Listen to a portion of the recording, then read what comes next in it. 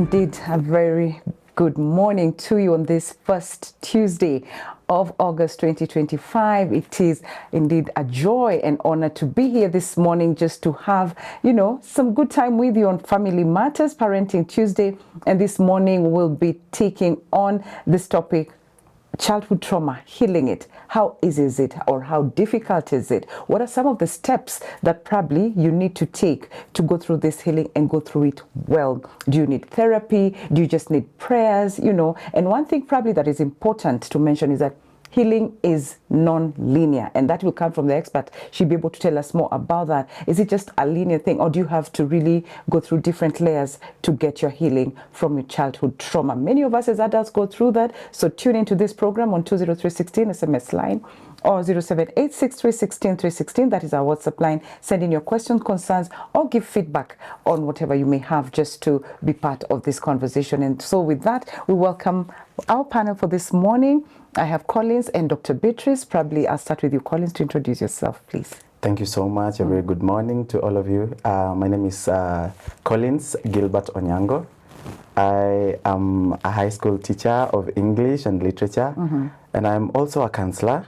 I work in the mental health department in my school, which is in Kiserian. Okay. Yes. Karibu sana. Thank you so much. Daktari.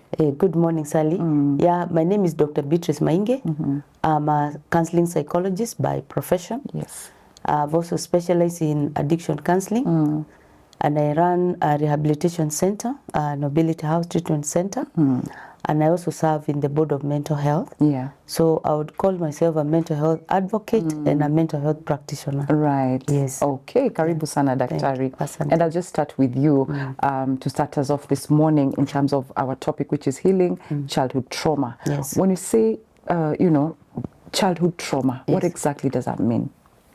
Okay, childhood trauma is those distressing or harmful experiences that a child goes through. Okay. That may impact their future, and we talk about some of the experiences that someone goes through. From the most impactful ones are those that happen between the age of 0 to 7 years. Okay. But we also push it up to 18 years. And these childhood experiences, we call them adverse childhood experiences, because they go beyond what a child is able to handle, what a child is able to manage, and they may impact their future. Yeah. And these experiences, they revolve around, physical abuse, emotional abuse, neglect, many activities that may be overwhelming to a young child. Yeah. And when you follow that child many years down the line, you will, you'll observe some activities that can be, traced back to the childhood experiences. Okay. Yes. Wow.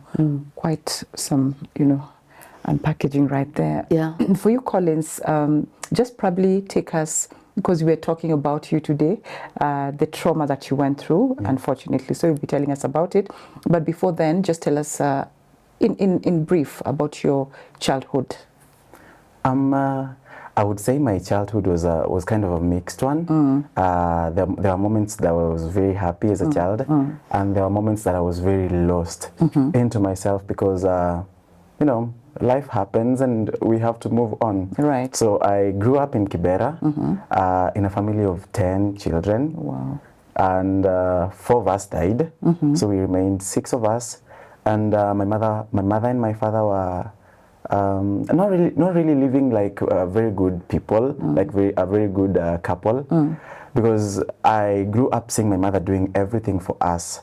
So in a way, I sort of was very convinced that it is the women who are supposed to take care of the family and everything. My dad was there, and I thank God for my father. Although my father, I grew up seeing my father drink so bad. Okay. Yeah, so I grew up around an environment where my father was a heavy drinker, and I think that kind of contributed to him neglecting us. My mother did everything for us, ranging from paying our school fees, from paying the house rent, everything. So my father was absent. He was there in person, but he emotionally and morally and even financially, he was very absent. So that kind of was my childhood growing up. Okay. Yes. And at what is that now first Daktari? What is talking about seeing a father who is abusing substance heavily, a mother who is providing alone, struggling with them? What does that say to to the mental aspect of it? Okay, I think the experience is heavy with various experiences that we call childhood trauma. Right. We talked about neglect, maybe because of the drinking habits of the father. Yeah. He has also talked about violence, Yes. because that is also one of the adverse childhood experiences, observing violence, especially between parents, okay? And then also looking at the mother, being burdened by responsibilities that the father should have been doing. Yeah. So you see, as the child is watching that, first of all, they'll be filled with fear as they see the violence in the family. Then, the neglect, the children, the question they ask, don't we deserve, the love and the, the attachment of our father? Yeah. So they start, blaming themselves, thinking that we must be very bad children. That's why our father is behaving like that. And you can imagine a child of that age, the formative years. So these experiences are the ones that impact, a child. And it affects you. So even the relationships that they form in future, and some of the behaviors that we observe in adults, like I said before, will be traced to the childhood experiences. Right. But maybe I could also give a disclaimer here to say that it also depends on the perception of the child. Yeah. Does the child feel, neglected? Are these experiences affecting them negatively? Because there are those who may go through the same experiences, but their perception is different. So the outcome will also be different. But as long as it's hurting the child, then it will affect them many years down the line. Okay. Yes. And I like what you brought in, the aspect of shaping. So how did these experiences probably shape your life negatively or positively, in a way that you realized, I'm traumatized? At what point did you realize I'm traumatized? Was it positive, negative? How was it like? The experiences I lived as a child, they shaped me, I would say, both positively and negatively. Right. Positively because now I started looking at the world from a perspective of I have to be available. I have to be available for the people that I love, and I also have to be available for myself. Okay. I also have to be available for myself. Right. But negatively, these experiences they always came creeping in, especially when dealing with people, my relationships with people. I felt like people would take advantage of me because of my absent father. And I actually, back then in primary school and in high school, I used to get affected so bad with these stories of, my father did this for me, my father did this for me. And I would ask myself, how is my father? How was he made? Yeah, I mean, the other fathers are doing something for their kids, and my father is not doing anything for me.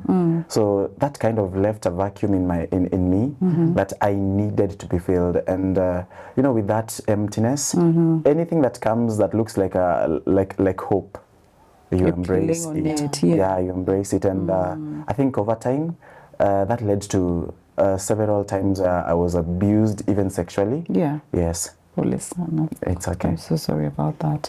Daktari, he's talked about his own self now. At some point now it was about him, self-care. How important is self-compassion and even self-awareness in the journey of healing after going through probably what he's gone through? Yeah, there's a concept we call reparenting. Reparenting is where someone starts doing for themselves what they would have expected their parents to do. Okay. That is self-compassion. Okay. Because a parent is expected to love a child, to nurture the child, to protect the child, to affirm the child. Yeah. So a time comes, especially with the awareness, because there are those who may not be aware that there is such a journey that someone can embark on. Yeah. But self-awareness makes someone now start doing those things for themselves, reparenting. And actually that is how the healing process starts. Yeah. Did you expect your parents to affirm you? When you do something good, you affirm yourself, you know, well done. Yeah. You know, you are patting yourself on the back. You become now the new parent. And you know, sometimes we also encourage someone who may have gone through such experiences that you have to enter in an MOU with the wounded child, because we say that, you know, the experiences that a person goes through in their childhood, they remain with them. That wounded child is still within you.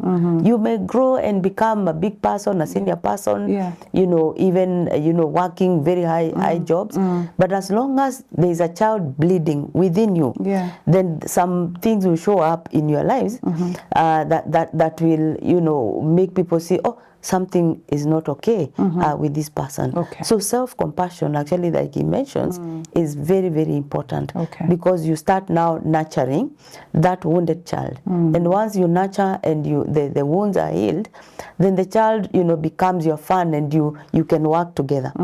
I hope I'm clear. Definitely, you're making a lot of sense.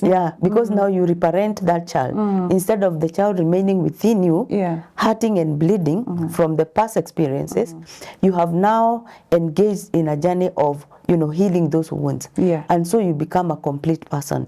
You become a healthy person. You can form healthy, you know, relationships with other people, and you can do your work well without engaging in activities that we call self-sabotaging activities. Because when you have not healed the childhood experiences, the things that people do are self-sabotaging. You find that you're going back and forth.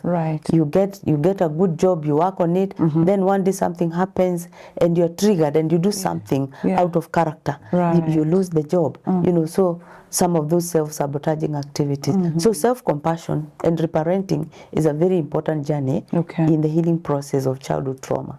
You know, Collins, you've talked about being 10 children initially, then 4 rested, so you are 6. Was your mother, do you feel like your mother was available for all of you at the time? And how is the relationship of your siblings with your dad as well? Did they go through trauma as well?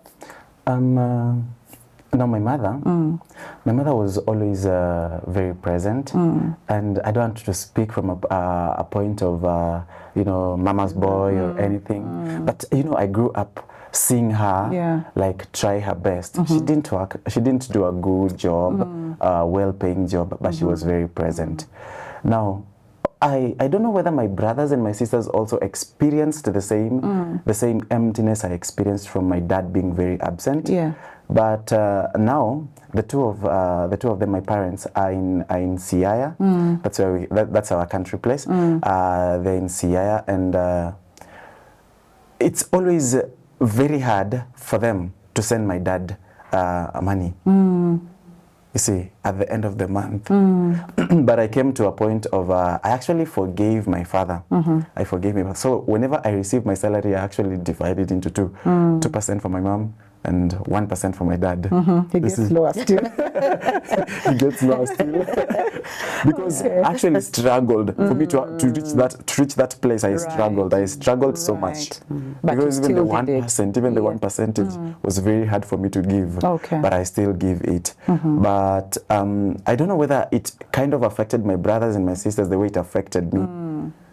Some time back, we were having a conversation with my sisters. I have 2 sisters, and we were talking about marriage.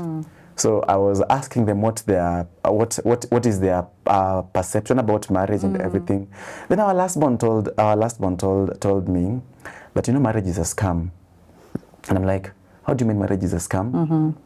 Are you not seeing our dad and mom, they have lived together? And then my sister asked me, whatever mom and dad has, do you think it's called a marriage?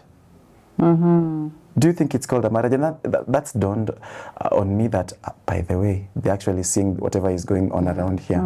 Because they're seeing my father very absent, even in that, you know, my dad actually retired in 2013. He wasn't doing like a very big job. He was actually a tailor. He retired and he went to Siaya.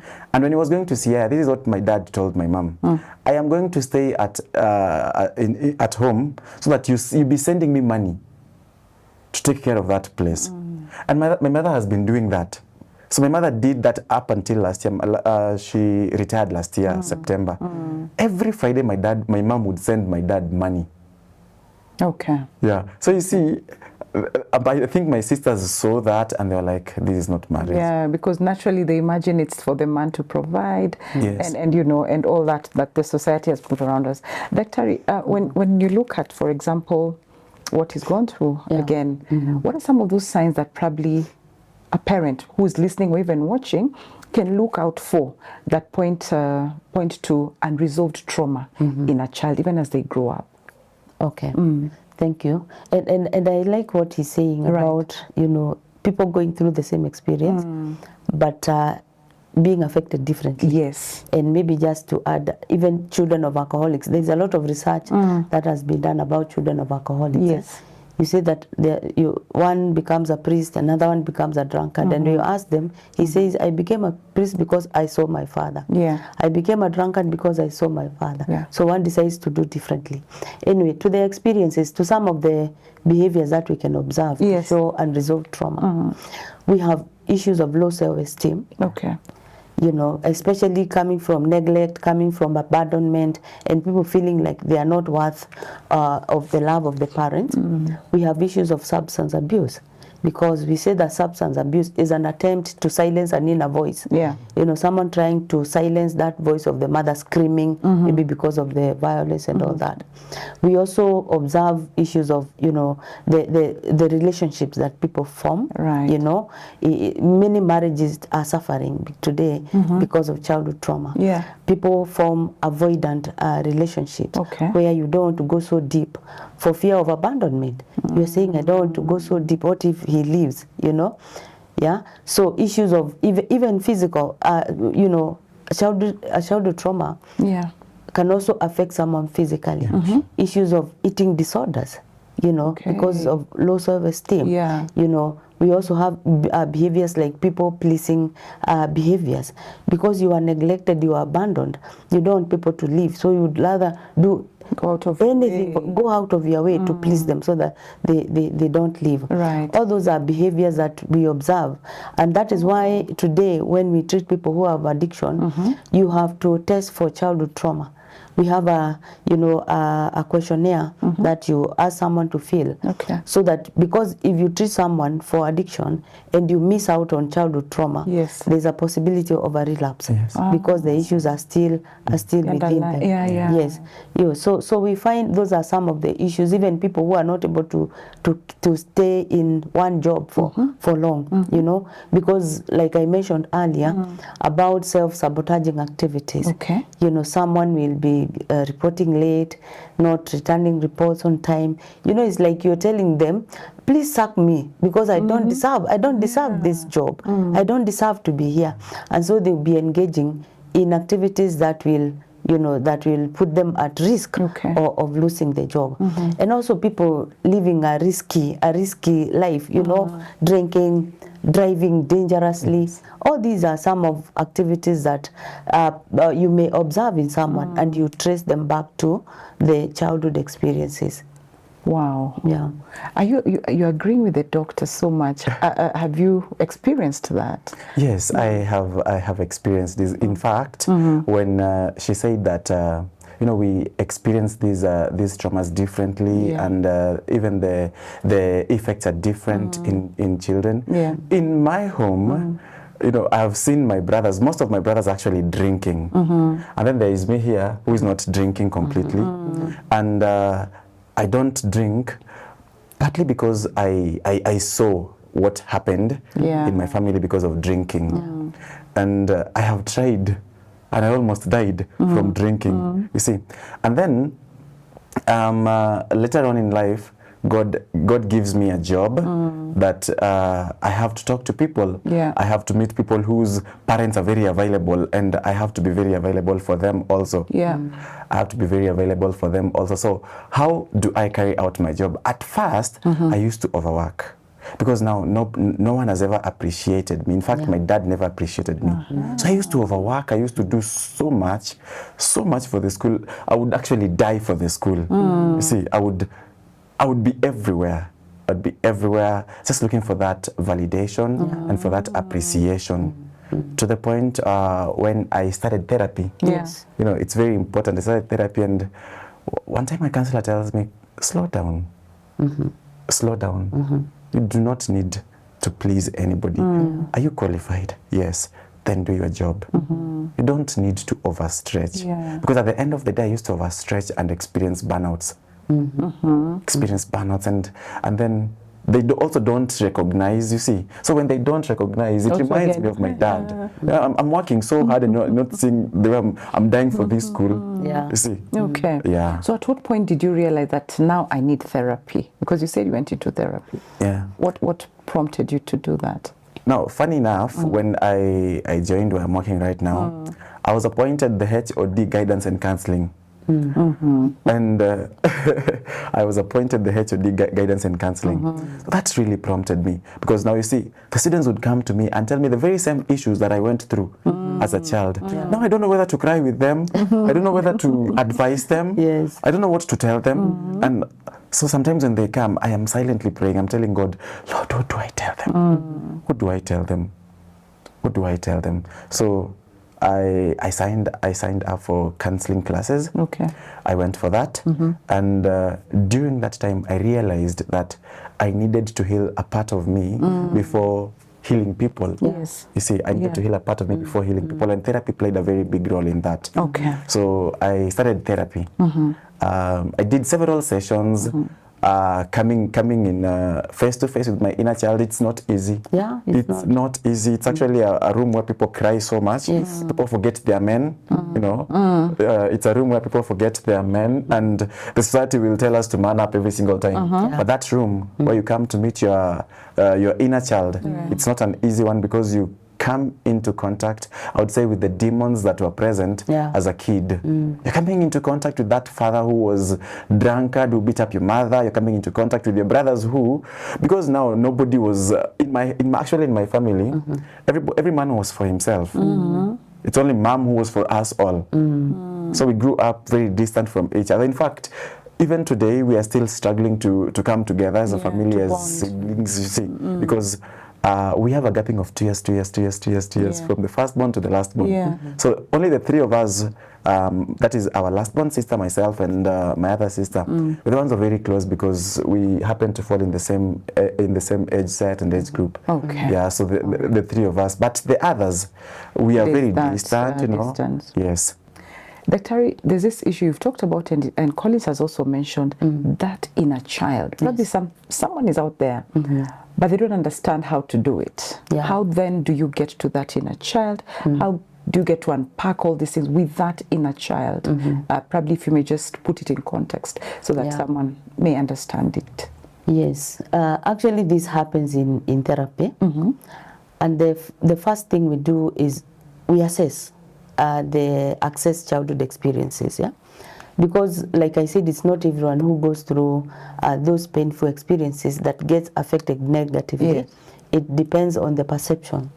So we assess the extent of damage, and we also assess the particular experiences. Was it neglect? Was it abandonment? Was it violence? Was it, living with an alcoholic parent? Was it maybe losing a parent? Or maybe all. Or maybe all, okay? So when you do it in therapy, the first thing we do is you ask this person to write a letter to the inner child. You write a letter to self. And as you write that letter is when those experiences come to the conscious. Because what happens is that the mind represses some of these painful experiences. And you may have forgotten some of them. So you write a letter to self, and you're writing to just remind this child that this is what you went through. and you go as far back as you can remember, and then you make a promise to this child that, you know what, you now have a new parent. They may have hurt you, they may have neglected you, but it's not happening again, because you have a new parent. And so when you do the assessment, that is what forms the treatment plan, because you have to deal with each issue at a time. Was it neglect? Was it abandonment? You know, so you deal with the issues one at a time. And as you do that, the person is becoming self-aware, and then they start their reparenting activities. Because at some point, you may ask someone to forgive what happened in the past, so that you can now start a new journey. Because we say that if you don't forgive those who hurt you in the past, you will bleed on those who never cut you. So you have people bleeding on their husbands, bleeding on their wives, bleeding on their children. So the healing journey has to happen.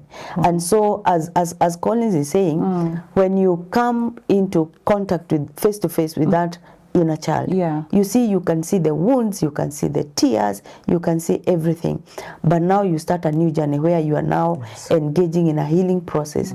And you know, fortunately or unfortunately, when you talk about reparenting, this person who got hurt is the only one who can do that, because you are the one who understands. So you start a journey of reaffirming yourself, you know, going for therapy, you know, managing your life, because reparenting also means that you are now the one managing your life, calling yourself to attention, time management, disciplining yourself, you know. So that healing journey, like I said, it happens through therapy.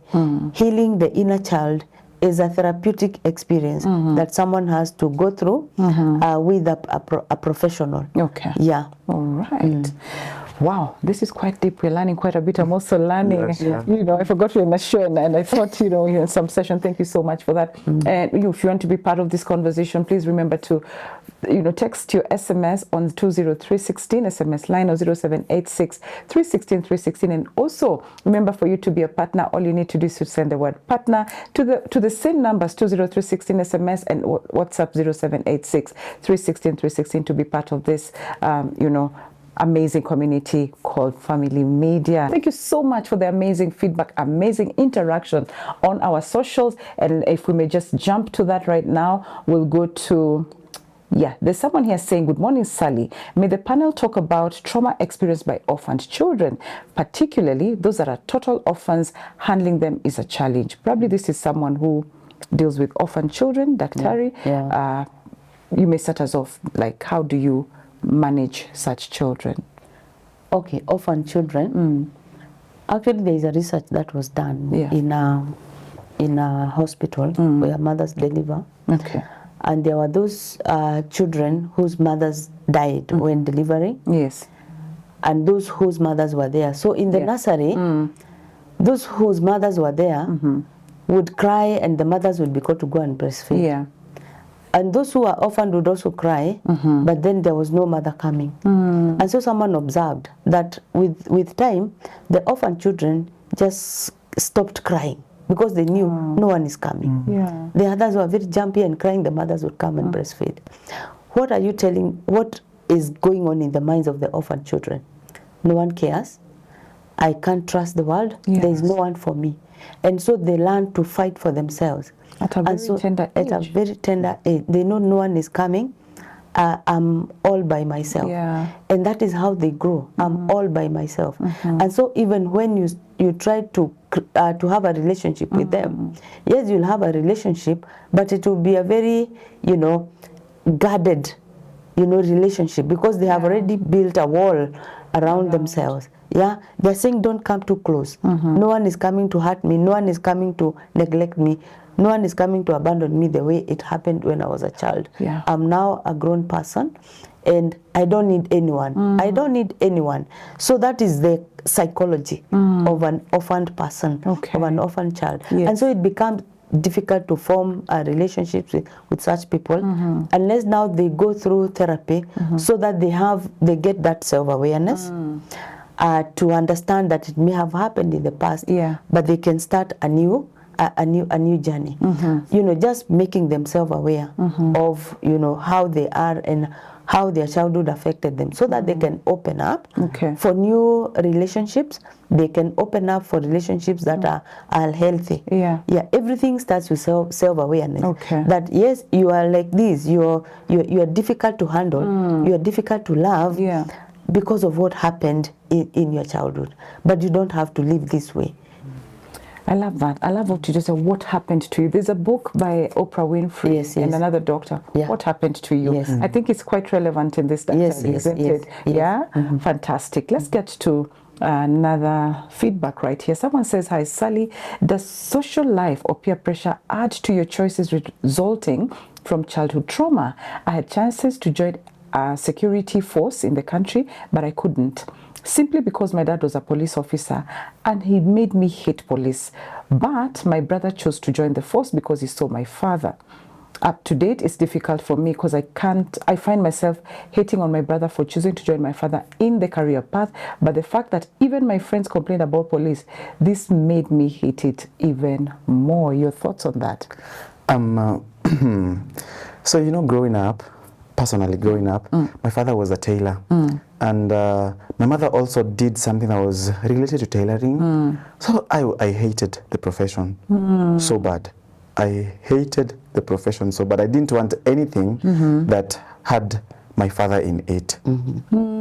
I wanted to kind of dissociate myself from my father completely. Okay. Funny enough, I look like my father so much.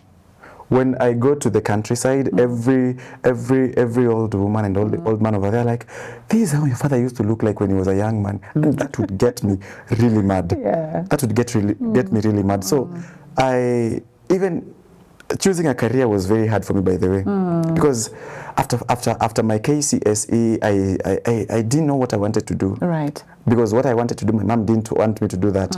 So I didn't know what else I should do. And tailoring was not even close to that. Okay. In fact, anything to do with fashion was far away Okay. from that. And I think we have to address this.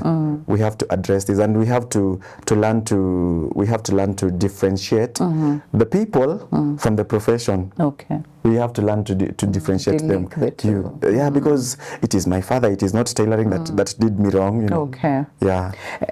Dr. probably may also add something to it in terms of that career, like him and also the viewer or listener. Yeah. Both of them don't want anything to do with that, you know. Yes. I think it's about what Collins is saying, that the parent who hurt you may not want anything to Remind you. to remind you of him, because you know that career, it reminds you of that person. And so, as he's saying, it's good to separate the career from the person. But also, the fact that it is triggering something means that there is still some healing to get done. Right. Yeah, the fact that it's still triggering. And like the viewer has said, that, you know, two people in the same family, one wants to pursue the path of the father and one doesn't want. And that's why I say same experience, But different choices, different yeah. perception. Yeah, but it's about awareness. It's Yeah. about awareness, self-awareness, that this is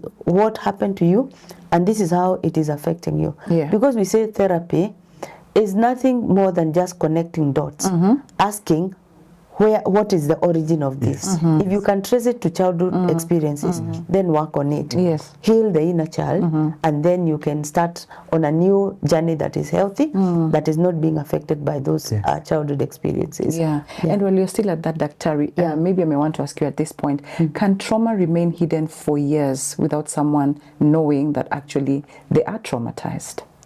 Yes, the answer is yes, because when people go through those painful experiences, the first thing that the brain will want to do is to repress that memory, to keep it in the subconscious. Okay. But you know, when something is in the subconscious, it doesn't mean that something is absent completely. Yes. The trauma may remain hidden and, you know, not affecting the person, but you never know with life, something may just happen and it triggers, you know. Yes. And you know, in an unguarded moment, those memories may come to the conscious. And you know, you may just meet someone who you know, who looks like the person who hurt you, and it triggers you. Or maybe, and that is why I say that someone may even climb in the career path. Yes. You're a very senior person, and one day just a T girl comes and says something, and it triggers a memory that goes far back. And you find a whole manager slapping that child, that girl, and they lose the job. Yeah. You lose the job. So what has happened? This girl, a very, you know, junior person, Right. they have triggered a memory that goes back many years. The brain had managed to guard it and to repress it for many years, but in an unguarded moment, something triggers, and it's, you know, and you act out of character. So the answer is that, you know, those memories can remain hidden, trauma can remain hidden, but if it is not worked on, in an unguarded moment, something may just trigger, and then you realize, hey, kumbe I've been having all these problems all along and I didn't know. So the healing journey can then start there. All right. Yes. Someone is asking, and I think it's a very important question, in terms of good morning family, can a childhood trauma later make a child acquire schizophrenia in adulthood? And can schizophrenia, someone with schizophrenia, benefit from therapy? Yeah, you know, schizophrenia is a mental illness. Is a profound mental illness. Yeah. And I would say childhood trauma can trigger something that is hidden within. Yeah. People may live with many conditions, but if they are not triggered, then someone may, you know, it may not come to the fore. Someone may not experience that, you know, that condition. All conditions, diabetes, schizophrenia, you know, any condition. Yeah. But if there is a history of schizophrenia in the family, it means that this child is predisposed. And if they experience childhood experiences that are painful, and this may trigger as schizophrenia. But it is not the childhood experience that will cause the schizophrenia. What it will do is that it will trigger an underlying condition. If someone is already predisposed, you understand? Yes. Maybe it runs in the family, but it cannot start because of the childhood experiences. Yeah. And yes, it is true. People who have schizophrenia can benefit from therapy, but first is treatment, because that is a mental illness that needs to be treated with medication, not counseling, not just talking. You treat with medication, and then when someone is stabilized, then they can go through therapy, just to have understanding of the condition and how it is managed, so that they are able to manage themselves. Yes. Collins, Yes. what do you think are some of those? You're a man and you've gone through all this trauma and so many challenges, right? Yes. How do you think men can be empowered probably to just come out and speak some more? Because men don't speak. Yeah. I don't know if it was easy for you to come out and speak about your issues, or is it because you went through therapy, now you're able to talk about this? First of all, I want to tell the viewers that as a man, it's okay to be vulnerable. You know, the society has made up to suppress emotions and our feelings, to kind of man up. But as a man, you're not supposed to need to come out and say that this happened to you. You know, some time back, I remember I shared with a friend of mine about my ordeals of abuse, and they later on used that against me. In fact, she actually told people that I enjoyed. I am telling people that I was sexually abused, but I enjoyed that. So you see, that kind of made me coil back, because I felt like, you know, as a man, I'm not supposed to be telling people this. But then through therapy, I have come to realize that vulnerability is not weakness. Vulnerability is not weakness. Instead of waiting for the world to validate your feelings and your emotions, as a man, learn to validate them. And can we create a society where men and boys are allowed to express themselves, Right. to express their emotions and to seek help. Because you know, I usually tell my boys that when you go to Langata Cemetery, you'll find so many men sleeping over there because they were told not to speak up, and that killed them. Okay. So I am sorry if for our viewers, if one of you, if any of you are my parents over here, I am sorry if I'm raising very soft men, but those are the men I'm raising. I'm letting them know that it is okay Yeah. to be soft Yes. and to seek for help. And to express their And emotions. to express their isn't emotions. it? Yes. Absolutely. Back to our socials, there's someone saying here, Sally, thank you for such a relevant topic on childhood trauma. Please ask the doctor, is complete healing possible, or do people just learn to manage and cope better? And in therapy sessions, how long does it take for one to typically see progress, Daktari? Okay, I think it is unprofessional to say that complete healing does happen. Sometimes it is a journey. That's why it is safe to say that healing is a journey. Is a journey, because if you are able to manage what happened to you, then we can say that healing has happened. If you are able to, if you are aware of your triggers, you are aware of what happened to you, and so you don't, you are able to manage yourself. That is why we call it the healing journey. Yeah. That is what I would say. Okay. It is, and I wouldn't want to say how long does it take, because people are different. Okay. And the experiences, it depends on the depth of the experience. And so it is a different experience for different people. Okay. Depending on how they perceive what happened to them and how well they stay in therapy. So we cannot, it is not cut on stone that for you it is 2 months, for you it is 1 year. Yeah. It is a journey, and you enjoy the process of self-discovery and self-management. Right. Actually, we call it self-mastery. And when you achieve self-mastery is where you know when you're being too much, in a relationship, and you can pinch yourself and say, not this time. Yeah. Don't say this to this person. You are able to regulate yourself. That is healing. Because now you don't become a problem to yourself Yes. and to other people. Okay. Because then you identify your triggers. You can tell when you're getting triggered in a matatu Yes. by a conductor who is asking you for a change in a harsh voice, and it triggers, the harshness that you experience as a child, and you're able to pinch yourself and say, no, this is just a conductor. Yeah. This is not my dad. Yeah. Self-regulation. Okay. So it's a journey of self-mastery. Yeah. Okay. Collins, how does healing look like for you at this point? For me, healing looks like self-awareness. It looks like self-awareness. It looks like confidence. It looks like being able to use my story to kind of inspire others, especially the boys that I have in school. Today I am not only their teacher. In fact, I don't like calling myself a teacher.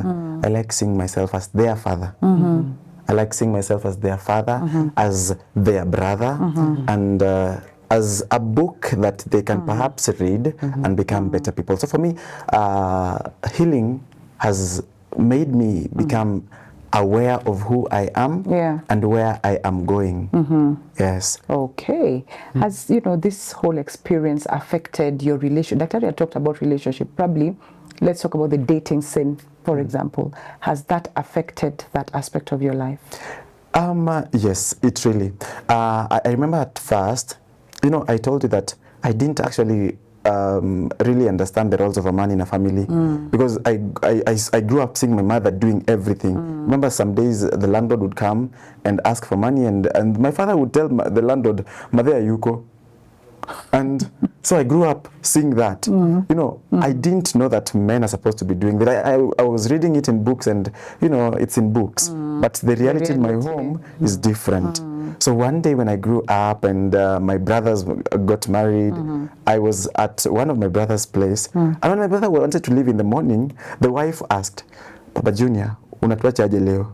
I wondered, how does she want to be wachwad, How is it supposed to be done? Exactly.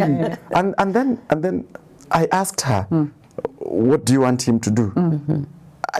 He should give us money for lunch and everything. He gives. I asked, he gives. Because I didn't know. So my friendships and even my relationships, at first, I used to think like they are the ones who are supposed to give. My role as a man is just being there and staying pretty and being masculine, Getting spoiled. Yes, so I that's what I knew. Okay. And it was very hard for them. But over time, I came to unlearn that. Okay. Yes. Fantastic. Awesome. You're doing a good one there. Someone saying, praise God and good morning. How can one open up to a spouse, Daktari, on sensitive childhood trauma like rape? In such a case, do we both need therapy? Very quickly as we get towards the end of the show. All right. So about disclosing issues that happened to one in the past, it's good to give it a careful thought. Okay. Because it is not everything that needs to be exposed or disclosed. Even the Bible says it's only a fool who tells everything. Right. Unless you have assessed the situation, you have gone through therapy, and you feel persuaded that it is a good thing to do. Okay.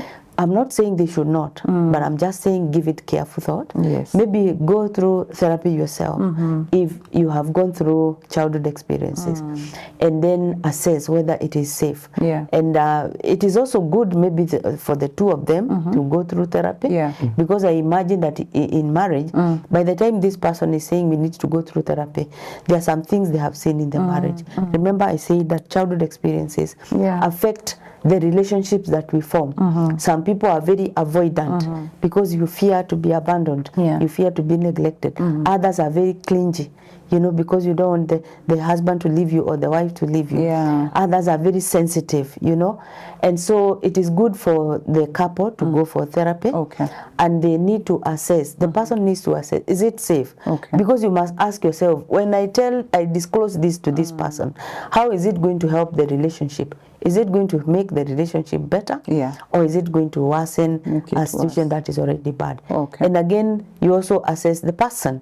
Is this person able to handle this kind of information? So it needs to be given careful thought. That's what I can say. Yes. In 30 seconds, kindly wrap up your parting shot. One thing I want to remind everyone is that our story, our pain, can be turned into purpose.